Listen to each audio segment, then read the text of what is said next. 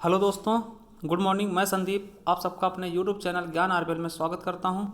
आज हम बात करेंगे यूपी जो बीएड के फॉर्म निकले हैं उस एंट्रेंस एग्ज़ाम के लिए, उसे हम कैसे फिल करेंगे, उसके लिए क्या क्या डॉक्यूमेंट की आवश्यकता होगी। तो चलिए देखते हैं।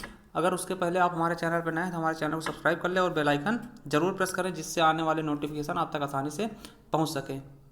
सबसे पहले हम अपने फ़ोन में कोई ब्राउज़र खोल लेंगे। ब्राउज़र में हम सरकारी जल टाइप करेंगे।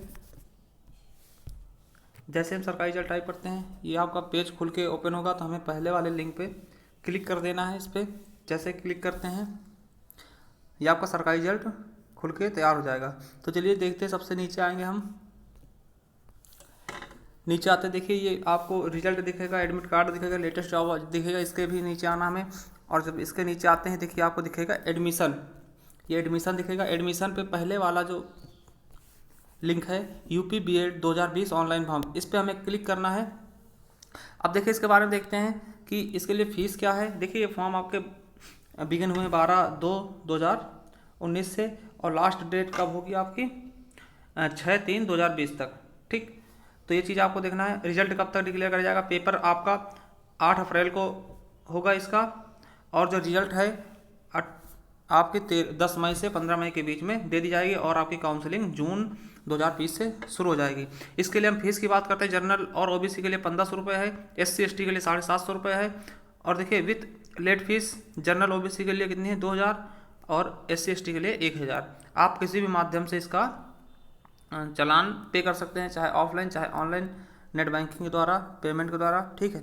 अब देखिए इसके लिए एलिजिबिलिटी क्या होगी। अगर आपके बीए में, बैचलर डिग्री या मास्टर डिग्री में आपके 50% मार्क हैं तभी आप इसके लिए अप्लाई कर सकते हैं, नहीं तो फिर आप इसके लिए एलिजिबल नहीं हैं। चलिए मैक्सिमम एज कितनी होनी चाहिए, सॉरी मिनिमम एज आपकी 15 साल होनी चाहिए। मैक्सिमम एज की कोई पाबंदी नहीं, आप कितने भी साल के हो आप बीएड के लिए फॉर्म अप्लाई कर सकते हैं। ठीक, ये देखिए इस बार जो इसकी यूनिवर्सिटी हैं, ये देखिए इतनी यूनिवर्सिटी इन्होंने भागीदारी निभाई है। अब बात कर लेते हैं इसके नोटिफिकेशन की। तो देखिए अगर फॉर्म अप्लाई कैसे करना है, ये देखिए अप्लाई करने के लिए आप इस यहाँ पे क्लिक कर सकते हैं। यहाँ पे जैसे ही क्लिक करोगे ये खुल जाएगा आपको। तो यहाँ से करना क्या है, आपको रजिस्ट्रेशन पहले करना होगा। रजिस्ट्रेशन के लिए आप ऐसे खोलोगे,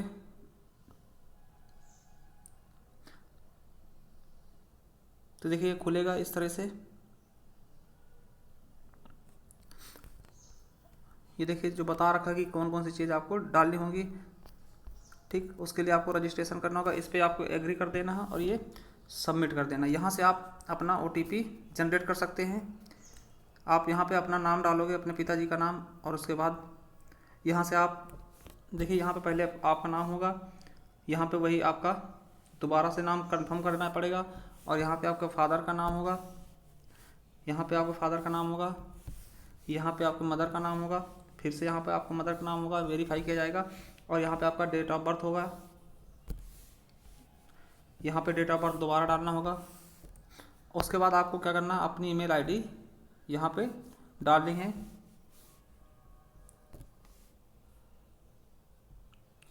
उसके बाद फिर से आपको ईमेल आईडी कंफर्म करनी है यहाँ पर, और फिर मोबाइल नंबर आपको डालना है, फिर अपना मोबाइल नंबर डालना है दोबारा से, और उसके बाद आपको OTP जनरेट कर देनी। ठीक, आप जैसे इस पर क्लिक करोगे आपको OTP मिलेगी, उसको आपको डालना है और आगे के लिए ये प्रोसेस करना है। तो चलिए देखते हैं इस पर क्या क्या लगेगा, हम नोटिफिकेशन में देख लेते हैं।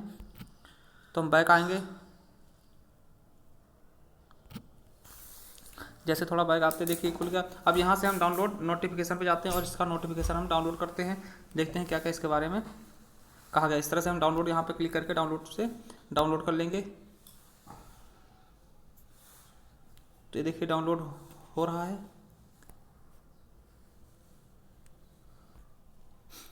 ये खुल चुका है। देखिए इस बार बीएड द्विवर्षीय पाठ्यक्रम परीक्षा प्रवेश 2 साल का बीएड है, जिसके लिए प्रवेश के लिए ये एग्ज़ाम होते हैं। ठीक, ये लखनऊ यूनिवर्सिटी इस बार करवाएगी। पिछली बार रोहेलखंड के द्वारा करवाया गया था, इस बार लखनऊ करवाएगी। चलिए देखते हैं किस प्रकार से फॉर्म भरने में आपको क्या क्या लगेगा, उसके बारे में देखते हैं। ये देखिए तिथियां बताई गई हैं कि कब से क्या होगा। 12 फरवरी से ऑनलाइन की तिथि शुरुआत हो जाएगी, और अंतिम तिथि कब है 6 मार्च तक। विलंब शुल्क सहित, मतलब कि आप लेट करते हो तो 11 तक हो जाएगा आपका। प्रवेश परीक्षा की संभावित तिथि 8 अप्रैल को पेपर संभावित है, और 11 अप्रैल तक क्या होगी संभावित तिथि, क्या होगा प्रवेश परीक्षा परिणाम 11 तारीख तक आ जाएंगे आपके, 11 अप्रैल मई तक। और आपका जो ऑनलाइन काउंसलिंग प्रारंभ होगा 1/6/2020 से शुरू हो जाएगा। जो शैक्षणिक सत्र प्रारंभ होने की तिथि है वो 1/7 हो जाएगा, और सीधे प्रवेश एवं प्रमाणन की अंतिम तिथि कब है 10/7/2020 तक। ठीक, तो ये सब चीज़ें थी इससे रिलेटेड कि कब क्या भरना है कब नहीं भरना। ये देखिए, अगर विलम्ब करते हो तो विलम्ब के साथ ऐसे आपको 1500 रुपये फीस है, अगर विलम्ब करते हो तो 2000, और अनुसूचित जनजातियों के लिए 750, अगर विलम्ब करते हैं 1000, और अन्य राज्यों के लिए 1500 है, अगर विलम्ब करते हैं तो 2000 रुपये पे करने होंगे। चलिए, उसके बाद देखिए हम बात करते हैं कि क्या क्या आपको लगेगा। नवीनतम फ़ोटो होना चाहिए आपको 35x45 के साइज़ होनी चाहिए, और 50 KB से बड़ा नहीं होना चाहिए जो आपको फ़ोटो लगाना है इस पर। चलिए अब देखते किस तरह से आपको आवेदन करना है। तो सबसे पहले देखिए करना क्या है आपको, और सिग्नेचर भी आपको अपलोड करने होंगे। देखिए सबसे पहले आपको क्या रजिस्ट्रेशन करना होगा, पंजीकरण करना होगा। उसके लिए आपको क्या क्या जरूरत पड़ेगी, अपना नाम, देखिए नेम, और आपको क्या करना है श्री श्रीमती श्रीमान आपको लगाना नहीं है नाम के आगे। दूसरा है फिर पिता का नाम भरना होगा, माता का नाम भरना होगा, और जन्म तिथि भरनी होगी। उसके अलावा आपको ईमेल एड्रेस भरना होगा, मोबाइल नंबर भरना होगा 10 अंकों का, और उसमें क्या होगा वेरिफिकेशन कोड आएगा। ठीक, उसके बाद OTP जनरेट करनी होगी, OTP जनरेट पे क्लिक करना होगा, कैप्चा भरना होगा। फिर आपके द्वारा पंजीकृत मोबाइल नंबर पर OTP भेजा जाएगा जिसे निर्धारित स्थान पर भरना होगा। जो आपके मोबाइल पर OTP आएगी उसे उस निर्धारित स्थान पर भर देना होगा। उसके बाद क्या होगा, आप द्वारा दिए गए ईमेल पर भी एक वेरिफिकेशन लिंक भेजा जाएगा। अपने ईमेल पर इस लिंक पर क्लिक करके आप वेरीफाई करना अनिवार्य है। आपके ईमेल पर एक वेरिफिकेशन लिंक भेजा जाएगा जिस पे आप क्लिक करके उसको ओपन करेंगे तो वो क्या हो जाएगा वेरीफाई हो जाएगा। इस तरीके से आपका रजिस्ट्रेशन कंप्लीट हो जाएगा। उसके बाद आपको फॉर्म भरना होगा। फॉर्म फर्स्ट के लिए व्यक्तिगत दिशा निर्देश, उसके लिए क्या होगा, पहले आपको आपका जेंडर चूज़ करना होगा, जिसमें मेल फीमेल और ट्रांसजेंडर है तो अदर पे क्लिक करना होगा। फिर उसके बाद वैवाहिक स्थिति मैरिड हो अनमैरिड हो डिवोर्स है, इस तरीके से आपको उसको चूज़ करना होगा। फिर राष्ट्रीयता क्या है आपकी, नेशनलिटी क्या है, इंडियन है। अगर आप उत्तर प्रदेश के निवासी हैं तो उसके बारे में हाँ या नो करना होगा। श्रेणी क्या है आपकी, जनरल, SC ST OBC।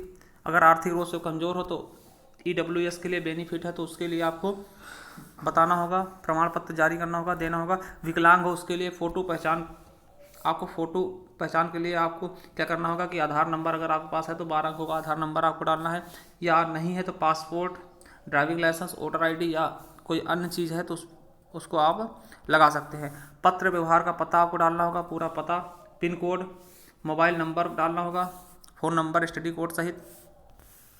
अगर नहीं है तो कोई दिक्कत नहीं। उसके बाद आपको नवीनतम फ़ोटो जो है अपलोड करनी होगी, फ़ोटो अपलोड करनी होगी जिसकी साइज़ कितनी होगी 35x45।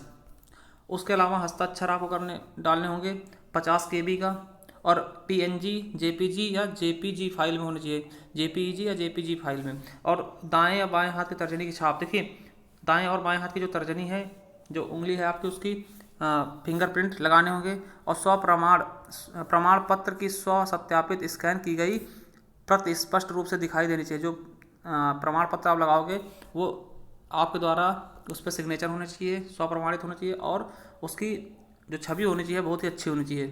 प्रमाण पत्र पर आपका नाम पंजीकरण के दौरान आपके द्वारा बताए गए नाम से मेल खाना चाहिए। जो उस पर प्रमाण पत्र पे नाम हो वही नाम आपको उसमें फिल करना है। देखिए जो आपको डोमिसाइल प्रमाण पत्र है यदि लागू हो तो अगर आप SC ST OBC में हैं तो आपको वो डोमिसाइल सर्टिफिकेट लगाना होगा। अगर विकलांग हो तो उसके लिए भी बताया गया है। चलिए अब फॉर्म जो दूसरा है उसमें क्या है कि आपको ये चूज़ करना है B.Ed किससे आप कर रहे हो, वाणिज्य से कर रहे हो, मतलब कि आप आर्ट साइड से हो या साइंस साइड से हो तो उस चीज़ों के बारे में आपको बताना है, या कृषि से हो। ठीक है, तो आप अगर साइंस साइड से हो तो साइंस साइड, अगर आर्ट साइड से हो वो चीज़ आपको चूज़ करनी है। अगर आप 10वीं की बात कर रहे हो 10वीं का विवरण डालना होगा।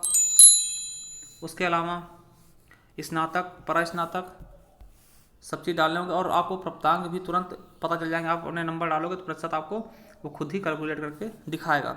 उसके बाद भारांक हेतु मांग, ये कुछ मांग बताए गए हैं, वो अपलोड करना होगा आपको।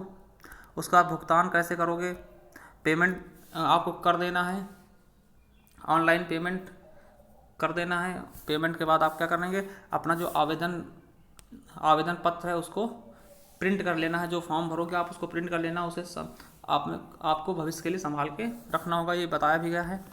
ठीक, तो इस तरीके से आप अपना फॉर्म भर सकते हैं। अगर आप आरक्षण के बारे में पढ़ना चाहते हो तो ये नोटिफिकेशन डाउनलोड करके इसके बारे में सब कुछ अच्छे से बताया गया है, डाउनलोड कर सकते हैं। Thank you. अगर आपको पसंद आया तो आप हमारे चैनल को सब्सक्राइब कर लें और बेल आइकन जरूर प्रेस करें। धन्यवाद।